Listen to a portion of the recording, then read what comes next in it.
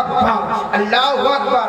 গাছের মধ্যে সৌন্দর্য আমি পাঠিয়েছি, ফুলের সৌন্দর্য আমি পাঠিয়েছি, আকাশের সৌন্দর্য নক্ষত্র দিয়ে আমি সাজিয়েছি, চাঁদ দিয়ে আমি সাজিয়েছি, সূর্য দিয়ে আমি সাজিয়েছি, জমিনকে আমি গাছপালা দিয়ে আমি সাজিয়েছি, হীরা মুক্তা দিয়ে আমি সাজিয়েছি, পাথর পর্বত দিয়ে আমি সাজিয়েছি, নদী নালা দিয়ে আমি সাজিয়েছি, গাছপালা দিয়ে আমি সাজিয়েছি। হে মুসলমান, নবীর ভালোবাসা দুনিয়াতে যতদিন থাকবে কসম খোদার আল্লাহ সবকিছু মজবুত রাখবে। জোরে বলুন সুবহানাল্লাহ, সুবহানাল্লাহ।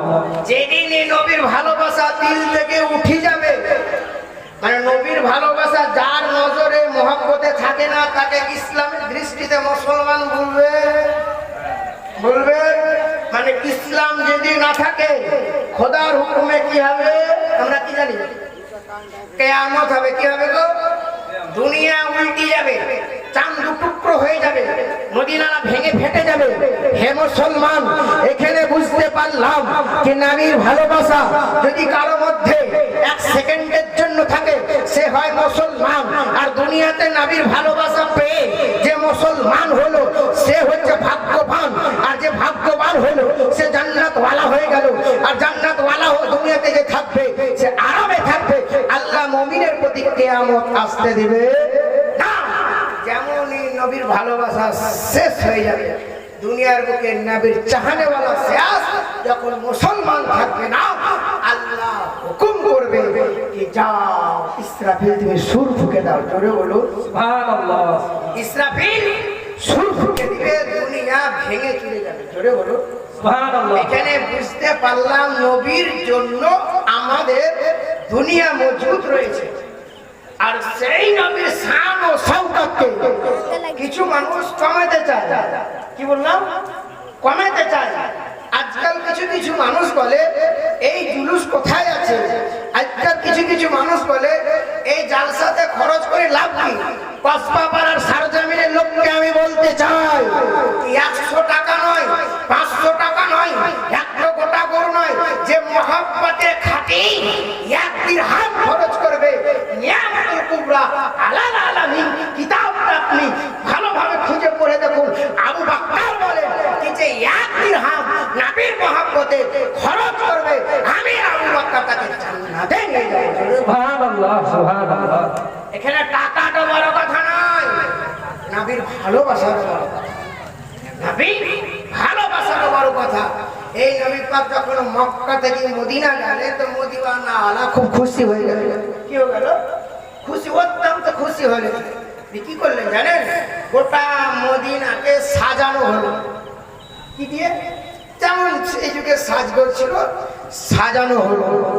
সাজিয়ে খুব সৌন্দর্য করা হলো। যখন নবী পাক মদিনাতে পা রাখলেন তখন কিতাবের কথা শুনুন। মুসলিম শরীফ ২০ খণ্ডের মধ্যে লেখা আছে, বাবু হিজরতের মধ্যে। কিসের মধ্যে? মুসলিম শরীফ পড়ুন। আঙুল উঠার আগে চোখকে তুলে আপনি কিতাব পড়ুন। পড়তে জানা জানলে আমার মসজিদে এসে দেখা করুন, আমি পড়াবো, বলবো না, আপনাকে দেখিয়ে দিব, আপনি পড়ে বুঝে নেবেন।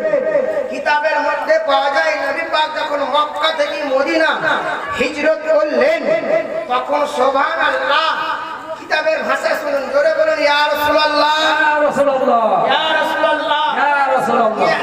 সুবহানাল্লাহ। হাদিসের মধ্যে পাওয়া যায় মুসলিম শরীফ কি লেখে দেখেন, হাদিসের ভাষা আরবি শুনুন। ফাসাইদা রিজালু ওয়ান নিসাউ ফাওকাল বুয়ুতা তাফাররাকা গিলমানু ওয়ালাফতাউ ফি তরিক ফাইবনাদুনা ইয়া মুহাম্মদ ইয়া রাসূল। জোরে বলুন সুবহানাল্লাহ, সুবহানাল্লাহ। আরবি ভাষা শুনলেন।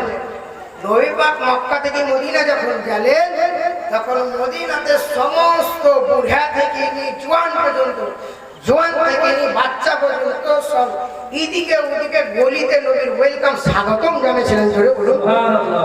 এমনকি ছোট ছোট বাচ্চা, নান্না নান্না বাচ্চারা নিজের বাড়ির ছাদ থেকে উছাদ থেকে নবীকে দেখে স্বাগতম জানাতেন।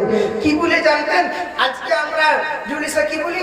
আল কোরআনের আলো, আল হাদিসের আলো, দ্বীন ইসলামের আলো, এটা বলি। আরবি ভাষায় তারা বলতেন তালাআল বাদরু আলাইনা মিন সিনাতিল ওয়াদাই ওয়াজাবা শুকু আলাইনা মাদাদিল্লাহি ওয়াদাই। জোরে বলুন সুবহানাল্লাহ, সুবহানাল্লাহ। নবীর ওয়াহাব্বাতে তারা এই শায়ের বাই ছন্দটা কবিতাটা বলতে ধরে বলেছে সুবহানাল্লাহ। সুবহানাল্লাহ। এবার আসল কথাটা এই হুজুরকে নিস্তি যাও হুজুর দাম তাদের বেলা হ্যাঁ আমার বক্তব্য বলার উদ্দেশ্য এটাই কি নবীর জন্য আল্লাহ দুনিয়াকে সৌন্দর্য কত রাফা আলিয়া দুনিয়া রাফা মানে সম্মান দুনিয়া মানে দুনিয়া তাহকিককে নিশ্চয় আল্লাহ তাআলা আসমান জমিনকে নবীর সম্মানের জন্য নবীর তাজিমের জন্য নবীর ইজ্জতের জন্য আল্লাহু আকবার পাঠিয়েছে।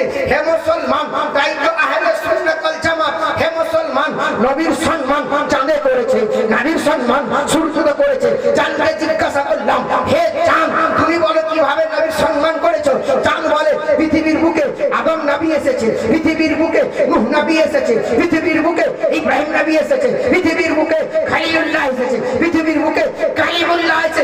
কারো ইশারাতে আমি দুটুকরো হইনি কিন্তু মা আমিনার লাল জনাবে মুহাম্মদ রাসূলুল্লাহ যখন ইশারা করে আমাকে বলল দুটুকরো হয়ে যাও কসম খোদা নবীর সম্মানে আমি দুটুকরো হয়ে গেছিলাম। সুবহানাল্লাহ। সুবহানাল্লাহ। সূর্যকে জিজ্ঞাসা করলাম হে সূর্য তুমি কিভাবে নবীর সম্মান করছো?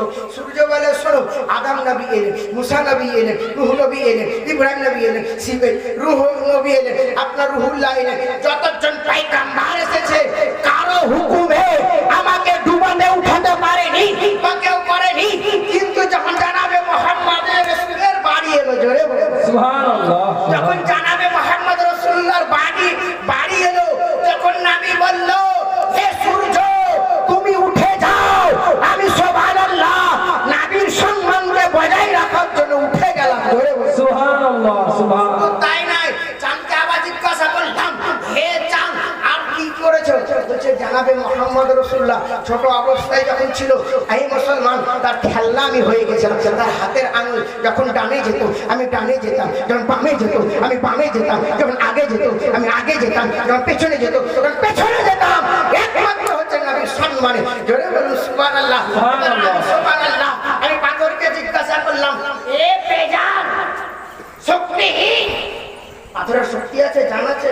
এ বেজান শক্তিহীন তোর তো জানো নাই শক্তিও নাই, তোকে যতক্ষণে মানুষ ভাঙবে ততক্ষণে ভাঙবি, যতক্ষণে তোকে প্লাস্টারে লাগাবে ততক্ষণে লাগবি। তুই আমার নবীর কি সম্মান করেছি? তো সুবহানাল্লাহ। পাথরে বলে কি শোনো আমার মধ্যে জবান নাই এটা বাস্তব, আমি কথা বলতে পারি না এটা বাস্তব, আমি চলতে পারি না এটা বাস্তব, কিন্তু জানাবে মুহাম্মদ রাসূলুল্লাহ যখন আমাকে হুকুম করে কি এ পাথর কলমা পড় আমি নবীর মর্তবা হিসাবে আমি কলমা পড়ে দিই জোরে বলুন সুবহানাল্লাহ। সুবহানাল্লাহ। নারায়ে তাকবীর, নারায়ে